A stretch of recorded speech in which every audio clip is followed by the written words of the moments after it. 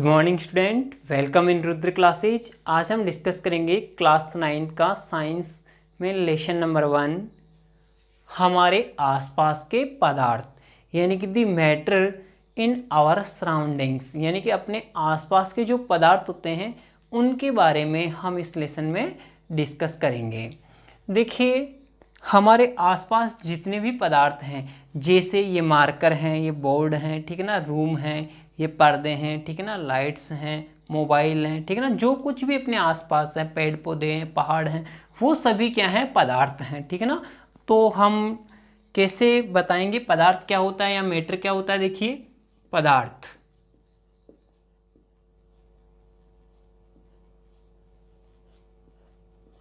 पदार्थ जिसको इंग्लिश में क्या कहते हैं, मैटर,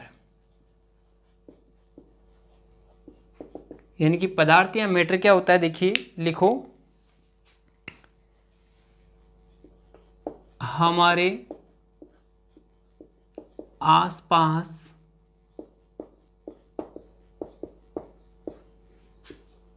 की सभी वस्तुएं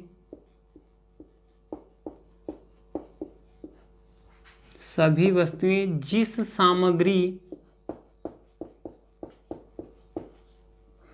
सामग्री की बनी होती हैं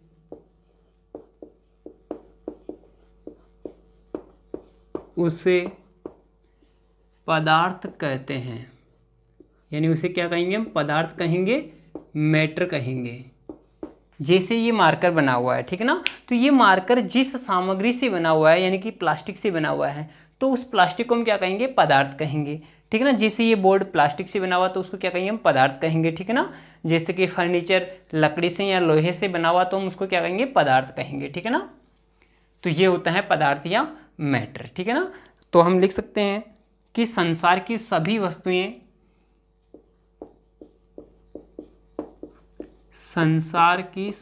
वस्तुएं पदार्थ से बनी होती हैं। किससे बनी होती हैं, पदार्थ से बनी होती हैं। अब देखिए, इस पदार्थ के बारे में हमारे जो प्राचीन दार्शनिक थे उनका क्या कहना है, ठीक है ना। तो दार्शनिक के अनुसार हम लिख सकते हैं कि प्राचीन, पॉइंट लगा करके, कि प्राचीन दार्शनिकों के अनुसार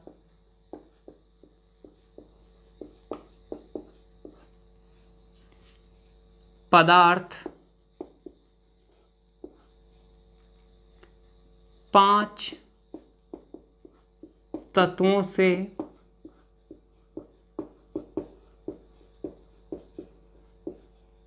मिलकर बना होता है।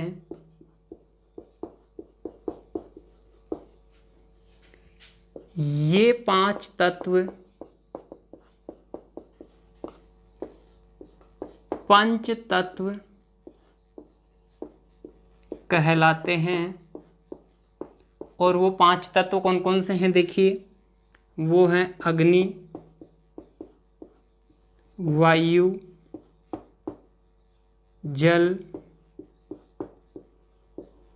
पृथ्वी और आकाश। ये 5 तत्व हैं जिनसे क्या मिलकर बना है, पदार्थ बनता है। यानी इन 5 से क्या बना है, पदार्थ बनता है। और पदार्थ से ही संसार की सभी वस्तुएं बनी होती हैं। यानी कि दार्शनिकों के अकॉर्डिंग, दार्शनिकों के अनुसार संसार की जितनी भी वस्तुएं बनी हुई हैं वो किससे बनी हुई हैं, इन 5 तत्वों से बनी हुई हैं, ठीक है ना। लेकिन अभी जो अपने साइंटिस्ट हैं, वैज्ञानिक हैं, वो क्या मानते हैं, वो देखिए। तो सेकंड पॉइंट लिखिए इसी में, आधुनिक वैज्ञानिकों के अनुसार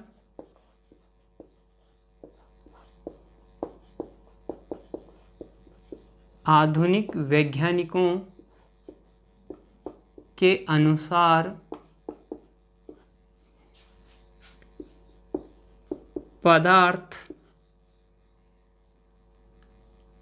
रासायनिक, पहले भौतिक ले लीजिए, भौतिक पदार्थ, भौतिक एवं रासायनिक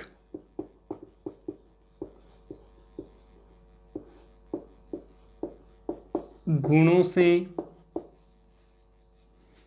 मिलकर बना होता है। यानी कि पदार्थ में क्या होते हैं, एक तो भौतिक गुण होंगे, एक रासायनिक गुण होंगे, ठीक है ना।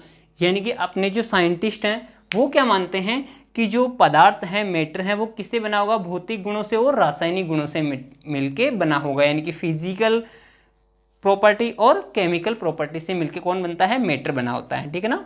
ये अपने किसके अकॉर्डिंग है, अपने वैज्ञानिकों के अनुसार, मॉडर्न साइंटिस्ट के अनुसार है, ठीक है ना। अब देखिए इस लेसन में हम क्या पढ़ेंगे, पदार्थ के बारे में केवल भौतिक गुणों के बारे में पढ़ेंगे, ठीक है ना। तो जैसे कि जो भी पदार्थ हैं वो पदार्थ किससे बन रहा है, उसके दो प्रकार की प्रॉपर्टी होगी, एक तो भौतिक प्रॉपर्टी या भौतिक गुण कह सकते हैं हम, और सेकंड जो होगा वो कौन सा होगा, रासायनिक गुण। तो देखिए ये जो रासायनिक गुण और ये जो भौतिक गुण होते हैं इनसे मिलके क्या बनता है, पदार्थ बनता है, और पदार्थ से सभी चीजें बनती हैं, ठीक है ना। तो इस लेसन में हम क्या पढ़ने वाले हैं, पदार्थ के भौतिक गुणों का डिस्कस करेंगे, ठीक है ना। और रासायनिक गुणों का डिस्कस कब करेंगे, अगले चैप्टर में करेंगे, ठीक है ना। तो इस चैप्टर में यानी कि हमारे आसपास के पदार्थ जो चैप्टर है उसमें केवल भौतिक गुण पे चर्चा करेंगे हम, ठीक है ना। तो देखिए अब इसके भौतिक गुण पढ़ते हैं कि पदार्थ के कौन कौन से भौतिक गुण होते हैं। और अभी तक हमने पढ़ा कि पदार्थ से सारी वस्तुएं बनती हैं, जैसे कोई भी वस्तु हो, जैसे कि ये डस्टर बना हुआ है, बोर्ड है, मार्कर है, ठीक है ना। अब चाहे वो सजीव हो चाहे वो निर्जीव हो, सभी किससे मिलके बना होगा, पदार्थ से मिलके बना होगा, यानी मैटर से बना होगा। तो अभी हम पॉइंट लिखते हैं।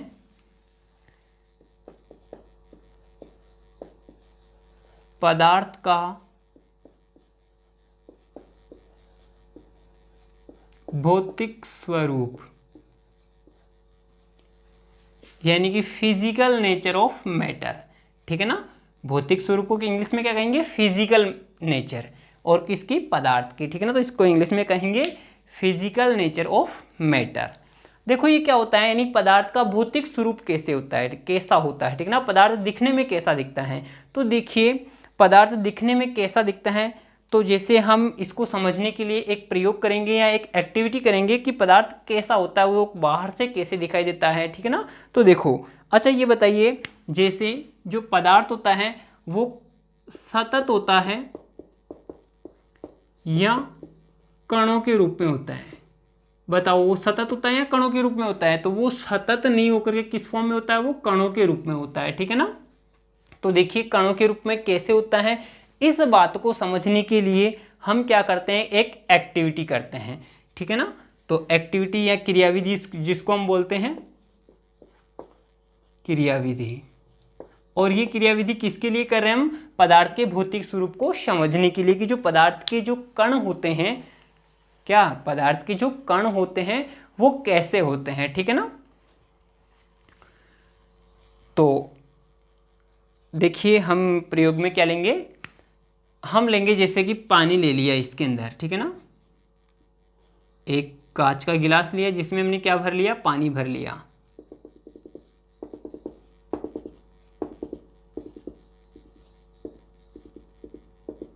ये पानी भर लिया हमने, ठीक है ना। और अब इसके अंदर ऊपर से हम क्या डाल रहे हैं,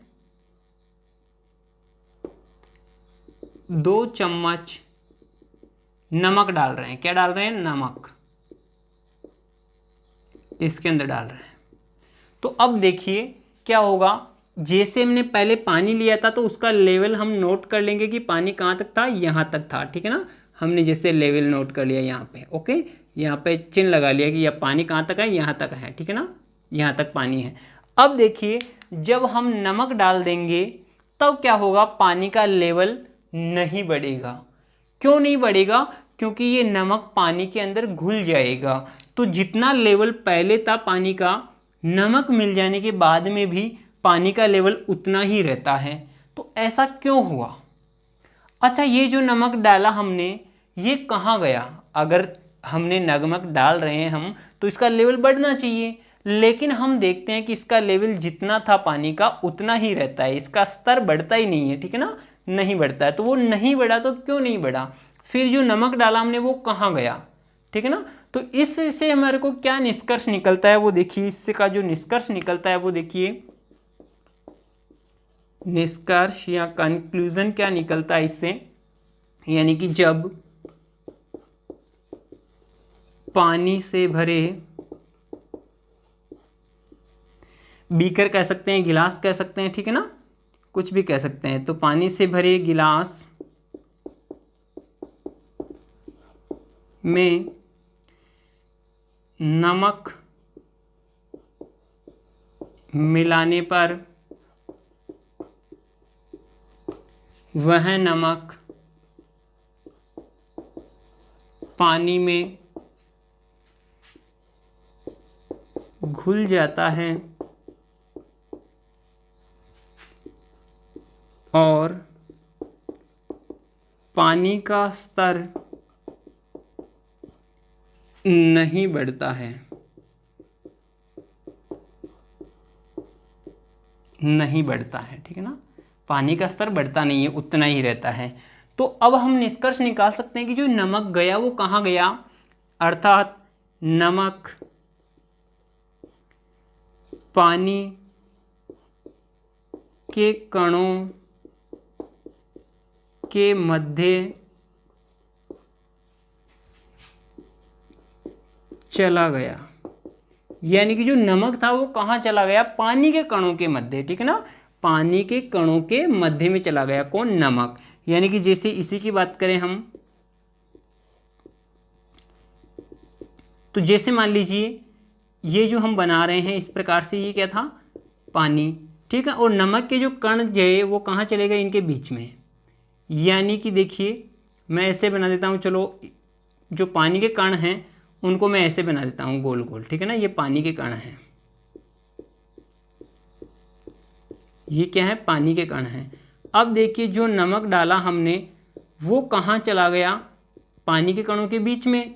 तो पानी के कणों में बीच में चला जाने से इसका स्तर बढ़ता नहीं है, क्योंकि अगर पानी के कणों के बीच में नहीं जाता तो स्तर बढ़ जाता, नीचे जमा हो जाता तो भी स्तर बढ़ जाता, ठीक है ना। लेकिन ये पानी के कणों के बीच में चला जाता है नमक, यानी कि डॉट डॉट से मैं क्या बना रहा हूँ, नमक बना रहा हूँ। तो जो नमक है वो कहाँ चला गया, पानी के कणों के बीच में चला गया, यानी कि घुल गया, जिससे इसका स्तर नहीं बढ़ेगा। तो इससे निष्कर्ष ये निकला कि जो पदार्थ होता है वो किससे मिलके बना होता है, कणों से मिलके बना होता है, न कि सतत होता है। सतत का मतलब लकड़ी की जैसे, ठीक है ना, लकड़ी की जैसे, या जो लकड़ी होती है उस लकड़ी के भी जो कण होते हैं वो किससे बने होंगे, कणों से बने होंगे, ठीक है ना। लकड़ी भी किससे बनी होगी, कणों से बनी होगी। मतलब जिस प्रकार से लकड़ी होती है ना, तो लकड़ी भी किससे बनती है, कणों से, छोटे छोटे कणों से मिलके बनी होती है। लकड़ी भी किससे बनी होती है। अब जैसे मान लो लोहे की रोड है, ठीक है ना, तो ये जो लोहे की रोड है, ये लोहे की रोड भी छोटे छोटे कणों से मिलके बनी हुई है। ऐसा नहीं है कि ये बिल्कुल सतत है, ठीक है ना, ये भी छोटे छोटे कणों से मिलके बनी होती हैं, ठीक है ना। तो ये जो पदार्थ का भौतिक स्वरूप होता है ये कैसा होता है, कणों से मिलके बना होता है। तो पहला पॉइंट हम लिख सकते हैं कि इस प्रकार से इसके अंदर पदार्थ का भौतिक स्वरूप कैसा होता है। तो हम लिख सकते हैं कि पदार्थ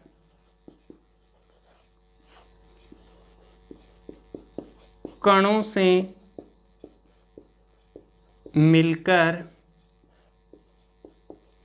बना होता है। पदार्थ किससे मिलकर बनता है, कणों से। देखो हम स्टेप बाय स्टेप पढ़ रहे हैं कि हमारे आसपास के पदार्थ, सभी पदार्थ जिस सामग्री से बने हुए हैं उस सामग्री को हम क्या कहेंगे, पदार्थ कहेंगे। अब देखिए पदार्थ का भौतिक स्वरूप कैसा होता है। हमने देखा पदार्थ किससे मिलके बना होगा, कणों से मिलके बना होगा, ठीक है ना। तो हमने लिख दिया यहाँ पे कि पदार्थ कणों से मिलके बना होता है। अब देखिए नेक्स्ट हम पढ़ेंगे कि पदार्थ के ये जो कण हैं ये कितने छोटे होते हैं, ठीक है ना, और इसके लिए भी एक एक्टिविटी करेंगे। तो देखिए नेक्स्ट पॉइंट है अपना, पदार्थ के कण कितने छोटे होते हैं।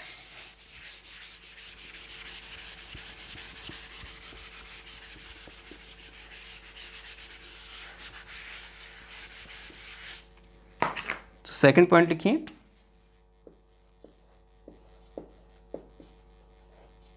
पदार्थ के ये कण कितने छोटे होते हैं। बताइए कितने छोटे होते हैं, कैसे पता लगाएंगे। इसके लिए भी हम क्या करेंगे, एक एक्टिविटी करेंगे।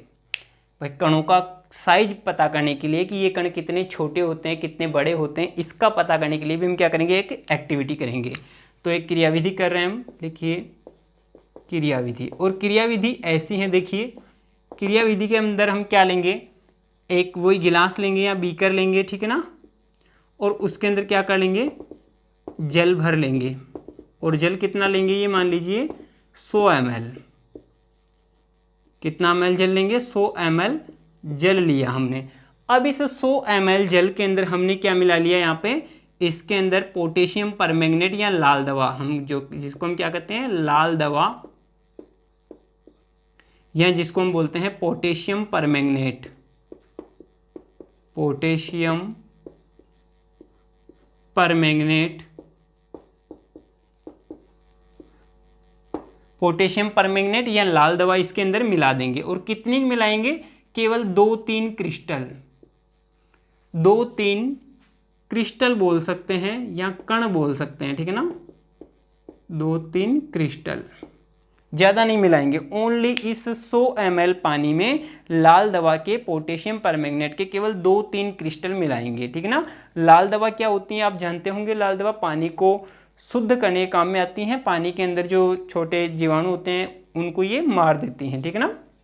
तो देखिए हम क्या करेंगे, इसके अंदर 2-3 क्रिस्टल किसके डाल देंगे, लाल दवा के डाल देंगे। तो लाल दवा के डालने से इसका कलर कैसा हो जाएगा, लाल हो जाएगा। तो इसका जो कलर होगा वो कैसा हो जाएगा, लाल रंग हो जाएगा इसका, किसका, पानी का। अब क्या करना है आपको, इस बीकर में से कितना पानी निकालना है, ये लाल दवा हमने मिला दी थी इसमें। अब इस बीकर में से आपको पानी निकालना ओनली 10 ml, और इस 10 ml वाटर को दूसरे बीकर में डालना है, जिस बीकर में पहले से ही कितना पानी है, 90 ml पानी है। और इसके अंदर अब हम क्या डाल रहे हैं, ये वाला 10 ml पानी डाल रहे हैं, यानी कि जिसके अंदर दवा मिली हुई है, ठीक है ना। उस दवा मिली हुई में से कितना ले रहे हैं, ओनली 10 ml ले रहे हैं, और 90 ml पहले से ही पानी है इसके अंदर, ठीक है ना। और अब ये वापस कितना हो गया, 100 ml हो गया टोटल। तो अब देखिए ये 10 ml, क्योंकि पहले ये जो 90 ml पानी था उसका तो कोई कलर नहीं होगा, लेकिन ये 10 ml जो हम इधर से डाल रहे हैं उसके अंदर इसका थोड़ा सा लाल कलर आएगा। तो ये भी कैसा हो जाएगा, लाल हो जाएगा। लेकिन देखिए ये थोड़ा गहरा होगा, ये हल्का होगा, यानी कि यहाँ हम लिख सकते हैं कि ये कैसा होगा, गहरा लाल होगा, ये हल्का लाल होगा। फिर क्या करना है, देखो ये 100 ml हो गया, इसमें से फिर से 10 ml निकालना है और फिर नेक्स्ट बीकर में डालना है, जिसमें पहले से 90 ml तो क्या है, पानी, और इसी के साथ में 10 ml हम मिला रहे हैं ये वाला मिश्रण। ओके, तो ये वापस से 100 ml हो जाएगा। अब बताइए इसमें भी कलर आएगा या नहीं आएगा, तो इसके अंदर भी कलर आएगा। क्यों कलर इसलिए आएगा, क्योंकि लाल दवा लाल रंग की होती है, ठीक है ना, तो उसकी वजह से यहाँ पे कलर था। हमने इसका कुछ पार्ट इसमें डाल दिया तो इसमें भी कलर आ जाएगा, इसका कुछ पार्ट इसमें भी डाल दिया तो इसमें भी कलर आ जाएगा। लेकिन आप बताइए क्या इसके अंदर तीनों के अंदर जो लाल कलर आया उसकी जो इंटेंसिटी है, उसकी जो तीव्रता है, लाल कलर का जो गहरापन है, वो क्या सभी में समान होगा, क्या नहीं होगा। ये सबसे ज़्यादा गहरा लाल होगा, ये हल्का लाल होगा, और ये कैसा होगा, बहुत ही कम लाल होगा, यानी कि ये बहुत ही क्या होगा, बहुत कम लाल, या बहुत ही हल्का लाल होगा, यानी कि बहुत ही कम लाल होगा ये, ठीक है ना। अच्छा, ये क्रिया हम 2-3 बार और दोहराते हैं, ठीक है ना। कैसी क्रिया कि इसमें से फिर 10 ml निकाल लेंगे, अगले वाले बीकर में डाल देंगे। तो इससे क्या होगा, देखिए आपको पता चला कि जो शुद्ध जल होता है जिसमें किसी प्रकार का कलर नहीं होता है, हमने केवल 2-3 क्रिस्टल डाले थे किसके, लाल दवा के, और उसमें कलर आ गया था। फिर उसमें से थोड़ा सा पानी लिया, शुद्ध पानी में डाला, उसमें भी कलर आ गया। फिर उसको लिया 10 ml को, अगले बीकर में पानी में डाला तो उसमें भी कलर आ गया, और फिर और डालेंगे तो और उसमें हल्का सा कलर आ जाएगा। तो अब देखिए ये जो कलर आ रहा है ये किसकी वजह से आ रहा है, पोटेशियम परमैंगनेट के कणों की वजह से। पोटेशियम परमैंगनेट यानी कि लाल दवा के कणों की वजह से ही तो कलर आ रहा है। तो ये कण कितने छोटे हैं बताओ, इसके अंदर कण थे, यहाँ से वो वहाँ चले गए इस 10 ml में होते हुए, ठीक है ना। फिर 10 ml लिया, यानी कि यहाँ बहुत हल्का हो गया था कलर, फिर भी उसके कण इतने छोटे थे कि यहाँ से भी वो वहाँ चले गए। फिर वहाँ से जब हम अगले बीकर में डालेंगे तो वहाँ पे भी ये चले जाएंगे, यानी हम कह सकते हैं कि ये जो कण हैं लाल दवा के ये बहुत ही छोटे होते हैं। अब देखिए हम कह सकते हैं, इससे निष्कर्ष क्या निकाल सकते हैं कि इसका जो निष्कर्ष निकला वो निष्कर्ष क्या है, वो निष्कर्ष निकला कि पदार्थ के कण बहुत ही छोटे होते हैं। छोटे होने का मतलब बहुत ही छोटे होते हैं, इनको कह सकते हैं सूक्ष्म। कैसे होते हैं ये? एकदम सूक्ष्म होते हैं, बहुत ही छोटे होते हैं, जिनको हम कह सकते हैं कि मतलब एक कण को तो आंख से भी नहीं देख सकते, इतना छोटा होता है, ठीक है ना। अगर हम बात करें इनकी कि इनकी साइज क्या होती हैं, तो देखिए इनकी जो साइज होती है वो कितनी होती है, 10⁻⁻10 मीटर इनकी साइज होती है, या इनका जो व्यास होता है, कणों का व्यास, इन कणों का व्यास ऐसे लिख लीजिए, इन कणों का व्यास 10⁻−10 मीटर होता है। अब देखिए ये कितना होता है, देखिए अगर इसको हम पॉइंटों में लिखें तो इस प्रकार से इसको हम बदल सकते हैं, 10⁻−10 को हम इस प्रकार से लिख सकते हैं, किस प्रकार से कि ये जो 10 है उसके -10 घात के रूप में लगी हुई हैं। तो देखिए यहाँ पे आपको 1 लिखना है और 10 अंक छोड़ करके पॉइंट लगाना है, तो 1, फिर 2, 3, 4, 5, 6, 7, 8, 9, ये 10। अब यहाँ पे पॉइंट लगाना आपको, यानी कि इसकी वैल्यू आई कितनी, अब ये मीटर में आएगी, ठीक है ना। तो 10⁻−10 का मतलब होता है कि 0.00000000001 मीटर इसकी साइज होती है। देख लीजिए अभी ये कण इतने छोटे होते हैं, इसीलिए इतना हल्के से हल्का कलर होता रहा। और ये केवल लाल दवा के ही नहीं, सभी के कण इतने छोटे होते हैं, यानी कि जितने भी पदार्थ हैं उन सभी पदार्थों के कण इतने छोटे होते हैं, ठीक है ना, बहुत ही छोटे होते हैं, ठीक है ना, जिनको हम मतलब कह सकते हैं कि आंखों से देखना मुश्किल होता है। इनको किससे देखते हैं? माइक्रोस्कोप से देखते हैं। अच्छा, इस प्रयोग में हमने लाल दवा काम में ली थी।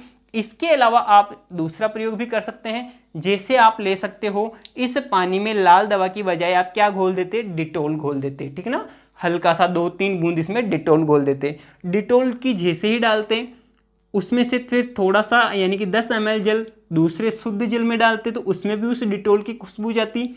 फिर उसमें से थोड़ा सा जल निकाल करके दूसरे बीकर में डालते जिसमें शुद्ध पानी था तो उसमें भी ये खुशबू जाती। यानी कि ये जो डिटोल की खुशबू आ रही थी वो खुशबू हल्की होती जाती है, ठीक है ना, इसमें ज़्यादा आती है, उसमें कम आती, फिर उसमें और कम आती। तो ये जो डिटोल की खुशबू जा रही है किसकी वजह से जा रही होती है? डिटोल की कणों की वजह से जा रही, और ये कण बहुत छोटे होने की वजह से ही ट्रांसफर हो रहे हैं आगे, ठीक है ना, आगे जा पा रहे हैं। तो हम कह सकते हैं कि जो पदार्थ के कण होते हैं वो बहुत ही छोटे होते हैं। ओके, इसके बाद में इसकी कुछ विशेषताएं होती हैं इन कणों की, वो हम अगले वीडियो में डिस्कस करेंगे।